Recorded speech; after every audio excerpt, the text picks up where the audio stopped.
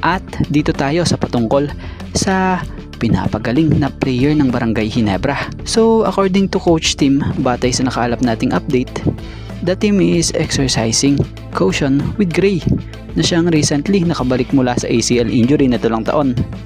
Tapos eto ngayon, inaasahan nga si Jeremiah Gray na ipapahinga for a few more weeks dahil nga po sa nangyaring right leg injury na kung saan ay nakuha niya matapos mag-attempt na tumulong kay RJ na siyang akmang didepensa na gagawin sa isang player ng Terra Firma. At dito muli niyang naramdaman ang pagsakit ng leg niya na bukod sa inalalayan ni Coach Tim, mangyak-ngyak nga din ito sa bench nila dahil sa sakit ng kanyang nararamdaman.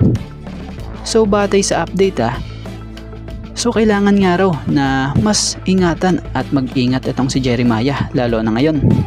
So ina-expect na rin na out muna ito for a couple of weeks batay rin kay Coach Tim.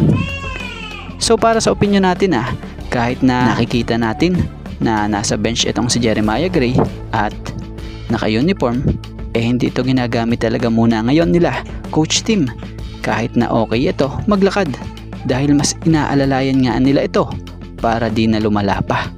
Kumbaga, kung ibabalik muli nila itong si Jeremiah Gray, mas malakas at mas healthy na ito.